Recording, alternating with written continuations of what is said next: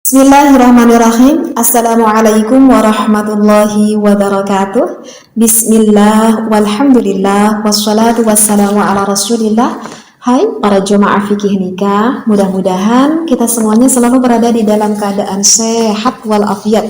Bukan hanya lahiriah yang sehat, tetapi batiniah kita juga yang sehat ya. Amin ya Allah ya Rabbal Alamin. Di dalam kita hidup berumah tangga, tentu ya namanya juga menikah itu kan ibadah. Yang namanya hidup, yang namanya ibadah itu tidak lepas dari cobaan. Setiap waktunya, ya, bukan hanya setiap harinya loh. Setiap waktu yang kita miliki karena kita masih hidup, maka hidup ini tidak lepas dari ujian tersebut. Karena apa? Allah terus memberikan kita ujian dalam hidup karena untuk mengukur akan keimanan kita. Apakah kita benar-benar iman kepada Allah ataupun tidak, seperti itu. Salah satu cobaan di dalam berumah tangga mungkin saja ada terjadi di luar sana. Dalam rumah tangga tersebut, siapa sih yang tidak mengidamkan, yang tidak mengharapkan ingin punya keturunan, ya kan? Sepertinya normal banget deh yang namanya udah nikah, kebanyakan inginnya mempunyai keturunan. Itu yang banget diharapkan. Tetapi kan yang berkehendak itu adalah Allah Subhanahu wa Ta'ala. Allah hanya memerintahkan kepada kita hanya berikhtiar saja. Kita tuh udah berikhtiar tiap malam gitu. Tetapi kok belum jadi-jadi juga ya? Kenapa ya? Ya, kok harus berkata kenapa? Kalau kata Allah belum waktunya, ya belum waktunya. Seperti itu. Nah, bahkan ada kasus seorang perempuan, seorang istri yang mana sang suami ingin menceraikan istrinya. Alasannya kenapa sih sang suami itu ingin menceraikan istrinya? Alasannya adalah karena sampai sekarang sang istrinya belum kunjung hamil juga. Masya Allah. Jadi di dalam hukum itu boleh gak sih teh kalau misalkan seorang suami misalkan sengaja ngajak menceraikan istrinya dengan alasan karena istrinya itu gak kunjung hamil juga. Aduh, kasihan banget itu sang istrinya ya. Maka kalau kita lihat dauhan Allah Ta'ala, a'udzubillahi minasyaitonirrajim, wa yaj'alu man yasha'u aqima. Jadi Allah Ta'ala yang menjadikan manusia yang dikehendaki oleh Allah Subhanahu wa Ta'ala. Ini yang perlu digarisbawahi dulu. Yang maha mempunyai kehendak itu hak mutlak milik Allah semata. Bukan hak mutlak milik pasangan kita. Bukan hak mutlak milik seorang dokter yang profesional, ahli, ahli kandungan, bukan. Itu cuma teori aja. Sehebatnya apapun itu cuma teori aja. Ini ada ramuan yang begitu hebat sekali. Itu hanya ramuan aja. Kalau Allah belum memberikan kehendak, harus bagaimana lagi, ya kan? Seperti itu. Itu yang harus kita pahami dulu. Allah lah yang maha memberi kehendak. Ya, sudah barang tentu kan sang istri dan juga sang suami karena belum kunjung juga bergaris merah dua itu tentulah akan banyak sekali ikhtiar yang dilakukan kan bagi pasangan suami istri tersebut. Jadi kalau misalkan ditanya hukum teh, oke, kembali lagi ke pertanyaan, kalau ditanya hukum, kalau misalkan sang suami sengaja menceraikan istrinya dengan alasan itu boleh gak teh sebetulnya sang suami menceraikan? Ya kalau ditanya hukum boleh gak boleh sih, memang hukum memberikan talak kepada sang istri itu sebetulnya adalah hak mutlak milik sang suaminya. Ya berarti hukumnya boleh, karena memang itu adalah hak mutlak milik sang suami jika ingin menceraikan istrinya. Tetapi meskipun hukumnya itu dibolehkan sang suami seperti itu, kita harus ingat loh kepada hadis dari Abdullah bin Umar, afdalul halali illallahi at-talaqu. Perkara yang memang halal, tetapi perkara yang halal itu tuh sangat benci sekali oleh Allah. Apakah itu? At-talaq, yaitu adalah suatu perceraian. Meskipun di dalam perceraian itu nanti akan terbagi-bagi lagi ya, yang mana hukumnya bisa yang menjadi wajib, yang sunnah, dan juga menjadi hukumnya benang. Meskipun itu terbagi lagi.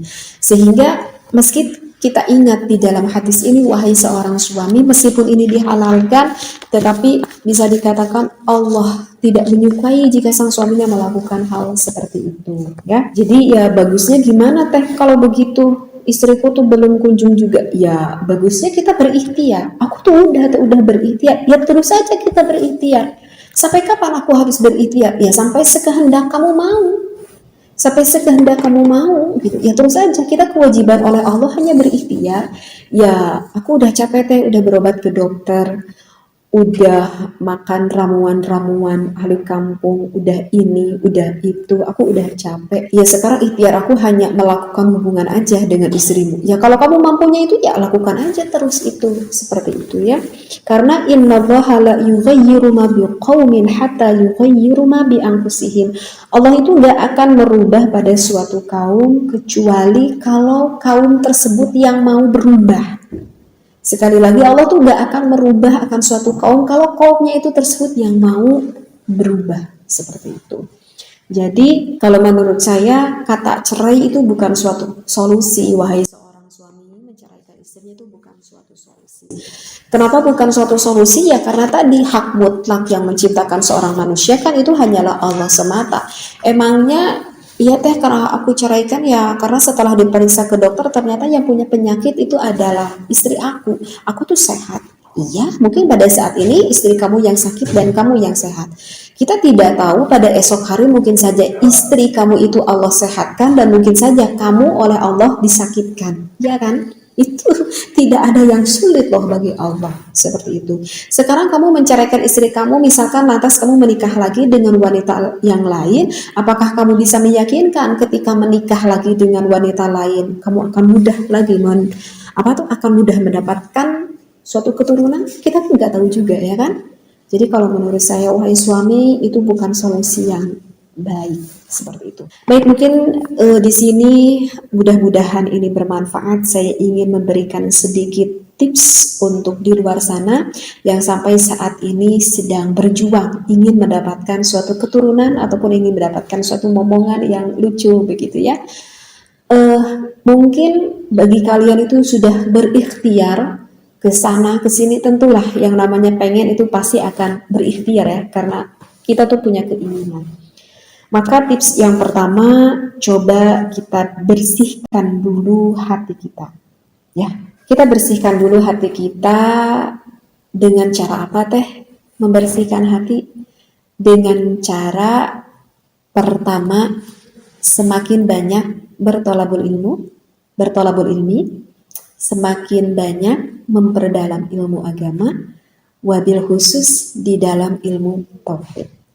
Ya, itu tips yang pertama. Tips yang pertama sekali lagi, bagaimana caranya kita ingin membersihkan hati kita ini? Tentu segala amal ibadah itu harus menggunakan ilmu. Karena kalau tidak menggunakan ilmu, nanti ibadahnya tidak syah. Maka untuk salah satu membersihkan hati, coba lebih diperdalam lagi akan ilmu tauhid kita kepada Allah Subhanahu wa Ta'ala. Setelah kita semakin hari semakin banyak mendapatkan ilmu, maka perbanyaklah istighfar. Kalau kemarin-kemarin aku satu hari cuma beristighfar 3 kali, maka hari ini menjadi istighfarnya 10 hari. Sudah dalam 1 minggu aku sudah bertahan membaca istighfar 10 hari, coba ditingkatkan pada minggu kedua misalkan menjadi 20 kali beristighfarnya. Terus saja semakin meninggi, semakin meningkat, itu lebih baik. Tetapi ditujukannya kita membanyakan istighfar dan tujuannya kita lebih memperdalam ilmu tauhid, ini yang agak susah. Kalau hanya sebatas membaca istighfar, kalau menurut saya itu tidak susah. Misalkan, wahai ibu, kalau pengen punya anak, Anda dawamkan membaca istighfar 1 hari 500 kali misalkan. Sang suaminya 500 kali. Kalau menurut saya itu tidak susah. Kita cukup membaca saja astagfirullahaladzim, astagfirullahaladzim, astagfirullahaladzim. Sekitar 10 menit pun itu sudah selesai membaca 500 kali istighfar. Tetapi yang susah di sini, ini yang harus perlu digarisbawahi dulu, yang saya rasakan mungkin ini akan susah. Anda ketika membaca istighfarnya dan Anda ketika mengaji memperdalam ilmu tauhid bertujuan bukan dikarenakan ingin punya anak. Ini yang sulitnya. Sekali lagi, bertujuan bukan dikarenakan semata-mata hanya ingin punya anak aja. Karena kalau bertujuan hanya semata-mata ingin punya anak aja itu terlalu kecil bagi Allah. Bagi Allah itu gak sulit untuk membuat seorang anak. Bagi Allah itu gak sulit. Coba kita, menurut logika akal itu gak mungkin. Tetapi menurut Allah tidak ada yang tidak mungkin jika Allah sudah berkehendak. Siti Maryam tidak mempunyai suami, tetapi Siti Maryam mempunyai anak, bahkan menjadi seorang nabi. Tidak punya suami loh. Kalau menurut logika akal kita itu gak mungkin ada seorang perempuan mengandung hamil tanpa ada suaminya. Tetapi bagi Allah tidak ada yang sulit. Apalagi kita yang punya suaminya. Jadi niatnya semata-mata hanya ingin mendapatkan ridho Allah Subhanahu wa Ta'ala. Mudah diucapkan dan dilaksanakannya, mudah-mudahan Allah juga mempermudah. Kalau kata Allah mudah ya akan mudah saja. Itu mungkin tips yang pertama. Yang kedua itu adalah perbanyak berpuasa. Kenapa harus perbanyak berpuasa? Ya dikarenakan biasanya orang itu banyak masukkan mengkonsumsi makanan yang masuk ke dalam tubuh kita itu biasanya lebih cenderung agak kurang sehat daripada yang sehat seperti itu. Sehingga pada siang hari istirahat, malamnya baru boleh makan kan? Ketika kita buka, ya berarti otomatis mengurangi asupan makanan yang agak kurang baik ke dalam tubuh kita. Karena memang makanan itu bisa menjadi salah satu pengaruh juga. Ya kecuali kalau misalkan kita itu bisa mengisi produk ciptaan Allah ke dalam tubuh kita itu yang memang benar-benar thayyib, yang memang benar-benar baik. Yang baik bagi tubuh kita itu apa sih? Makanan itu ya yang mengandung sayur-sayuran, ya buah-buahan, air yang putih seperti madu, kurma itu kan yang baik kan. Kemudian umbi-umbian gitu kan, seperti rempah-rempah itu adalah memang ciptaan Allah yang begitu baik sekali yang masuk ke dalam tubuh kita. Tetapi justru itu yang jarang kita temui ya. Gitu. Kalau sekarang kan kalau kita lihat jajanan-jajanan aja di jalan itu ya apa-apa yang mengandung terigu itu kan kurang baik. Yang mengandung tapioka itu kurang baik. Yang banyak mengandung minyak, yang banyak mengandung gula itu juga kan menurut kesehatan itu kurang baik. Tentu itu akan pengaruh dong. Tentu itu juga akan pengaruh. Maka oleh karena itu kan Allah memerintahkan kepada kita setiap apapun sesuatu yang masuk ke dalam tubuh kita harus yang thayyib. Yang thayyib itu ya yang baik seperti itu. Jadi sebetulnya tujuannya sih seperti itu, perbanyak berpuasa itu agar semakin mengurangi asupan-asupan yang kurang sehat bagi tubuh kita seperti itu.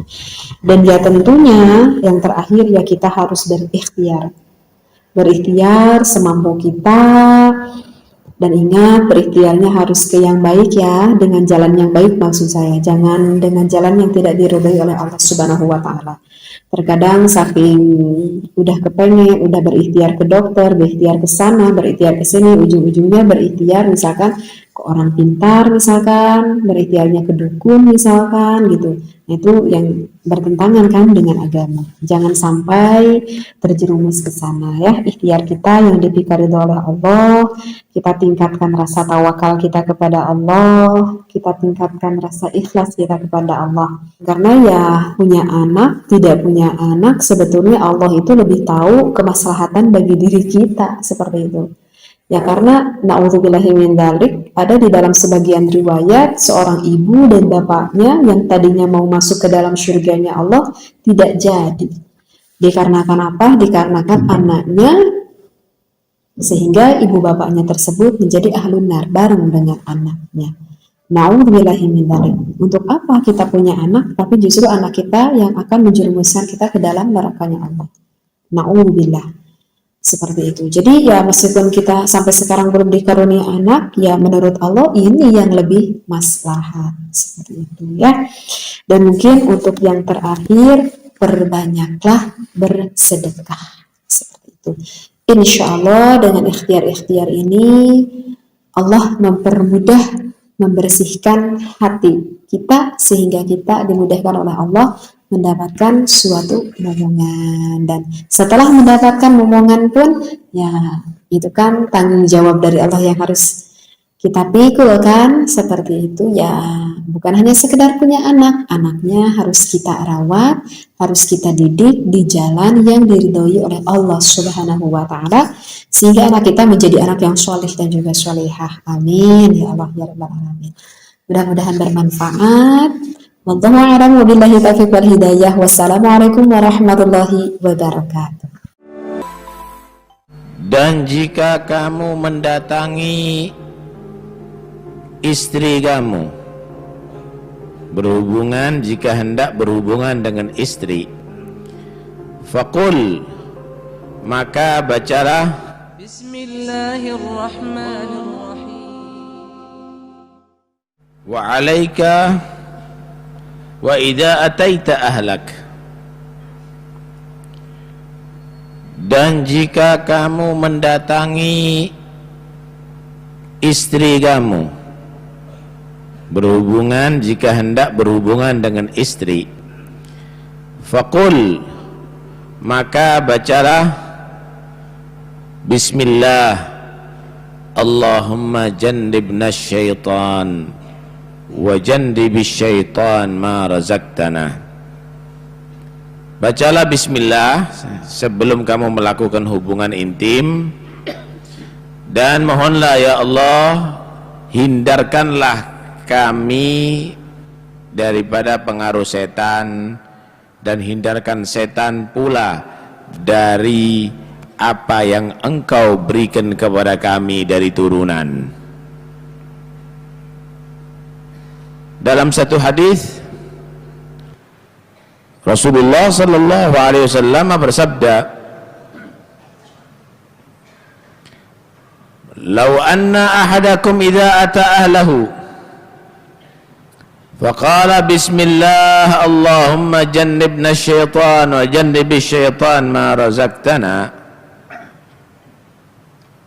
faqadha bainahuma faqudhiya bainahuma walad lam yadurruhu, muttafaqun alaih."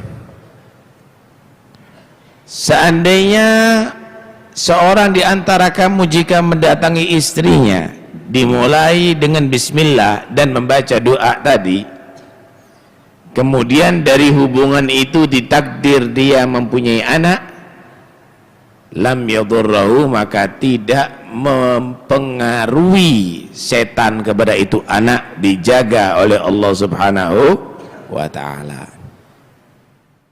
Sallallahu